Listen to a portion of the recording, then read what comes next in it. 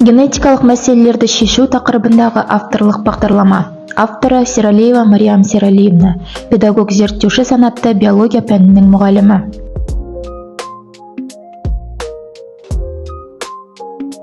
Бұл авторлық бағдарлама теориялық және қолданбалы мәселелерді шешуге мүмкіндік береді. Авторлық бағдарлама жалпы білім беретін мектептердің жаратылыстану математика бағытындағы 10-шы сынып оқушыларына қосымша ретінде жүргізуге мүмкіндік береді.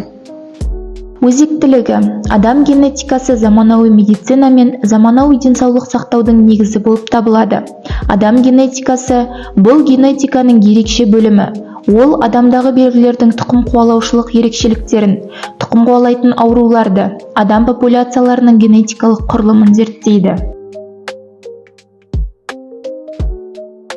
Мақсаты: қажетті генетикалық мәселелерді шешу бойынша білім алушылардың біліммен қаруландыруда генетиканың рөлін жетілдіру.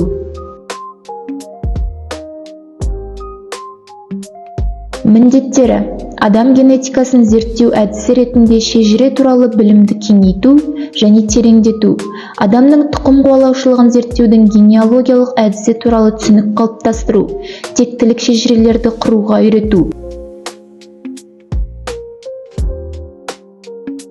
Бағдарламаны іске асыру. Апта жүктемесі 1 сағат. Жаратылыстану химия-биологиялық бейіндегі 10-шы сынып оқушыларына арналған. Жылдық сағат саны 34 сағат. Бағдарламаның жүзеге асыру мерзімі 2024-2025 жылдар. Жас ерекшеліктері 16-17 жас аралығы. Бірінші тарау: этнобиология ғылымының танымдық негізі. Соның ішінде теориялық бөлім, практикалық бөлім және өз бетінше оқуға арналған тақырыпқа сұрақтар бөлімінен тұрады.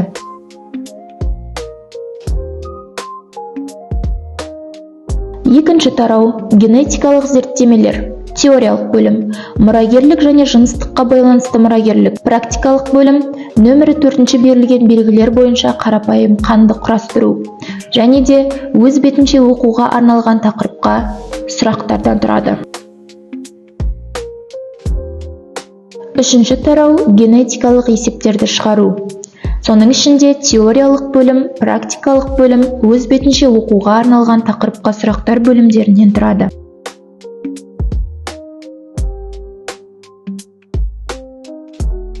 Адам генетикасы заманауи медицина мен заманауи денсаулық сақтаудың негізі болып табылады. Адам генетикасы бұл генетиканың ерекше бөлімі. Ол адамдағы белгілердің тұқым қуалаушылық ерекшеліктерін, тұқым қуалайтын ауруларды, адам популяцияларының генетикалық құрылымын зерттейді. 3-ші мыңжылдыққа біз ең жаңа компьютерлік технологиялармен қадам бастық. Бірақ СПИД, қатерлі ісік, қант диабеті әлі де емделмейді. Тұқым қуалайтын аурулардың саны артып келеді. Статистика қайғылы фактілерді келтіреді. Қазір перзентханаларда мүлдем сау сәбилер іс жүзінде жоғалып кетті. Әрбір 1000 туылғандар үшін 800-900-де қандайда бір туа біткен ақаулар көбеюде.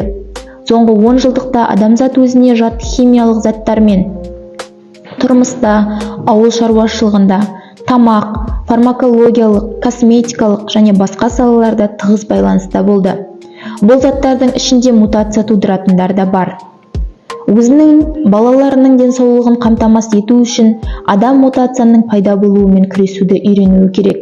Ол үшін өсімдіктердің, жануарлардың, микроорганизмдердің генетикасы сияқты өзінің генетикасын да білуі керек. Біз генетика тұқым қуалаушылық пен өзгергіштікті зерттейтінін білеміз. Және олар көптеген жүрек аурулары, гипертония, ревматизм, қант диабеті, шизофрения, қатерлі ісік, гемофилия және басқа да көптеген аурулардың пайда болуында үлкен рөл атқарады. Генетика биологияның маңызды салаларының бірі болып саналады. Бүгінгі таңда зерттеудің негізгі нысаны бұл адам. Олай болса, дәл осы генетиканың алдында дертті жеңу және адам өмірін ұзарту жолдарын іздеу міндеті тұр.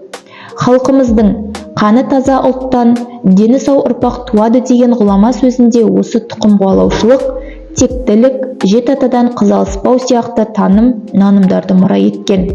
Өйткені әрбір ұлттың адамы үшін бірінші құндылық оның денсаулығы болып табылады.